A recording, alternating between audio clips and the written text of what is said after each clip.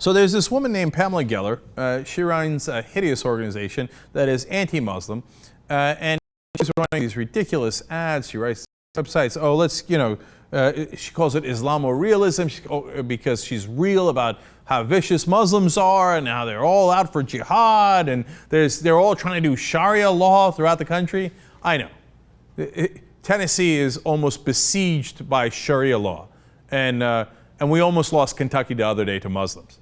Okay, lunatic of the highest order. Now, she's got a lot of money. I don't know where the money's coming from. That's a good question somebody should investigate.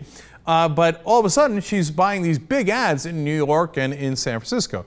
Now, a judge in New York said, this is obviously anti-Muslim, but because of the First Amendment, we're going to have to allow it, so they allowed it in San Francisco as well. This is one of the many ads they have.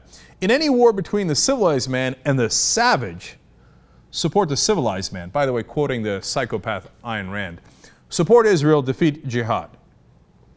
Paid for by the American Freedom Defense Initiative. That's her group. In other words, all Muslims are savages. Between a war between Israel and Palestinians, well, the Palestinians are savages.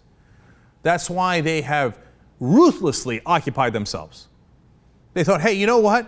You know what would be really a savage thing to do? Take away our freedom for 60 years and keep us caged up so we can't even control our own borders. We can't control almost anything within the areas that we live in. Boy, that would be really savage, wouldn't it? So that was the Palestinians who did it to themselves, right? Wait a minute. Now, look, it's a complicated issue between Israel and Palestine, and everybody says that, oh, look, the Palestinians did this and the Israelis did that. But that's one thing. Another thing is to say one side is animals and savages, so it's okay whatever we do to them. It doesn't matter if we occupy them. It doesn't matter if we kill them, because they're not really people. They're savages.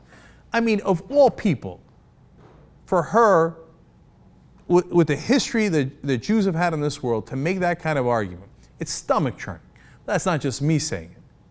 It's the Anti-Defamation League saying something very similar. Now, this is a group that's looking out for anti-Semitism, but they're looking out for all discrimination. And I love what they said. Quote, the AFDI, that's Pam Geller's group, presents itself as a pro-Israel group. Our sense is that it's just a mischaracterization of who they are. They are an anti-Muslim activist group. The ads are offensive and inflammatory. I love that Michael Salberg said that. Look, that's what I love about America. You know, we can have disagreements about what Israelis should do, Palestinians should do, you name the country, ally, enemy, etc. We all have these political disagreements, right?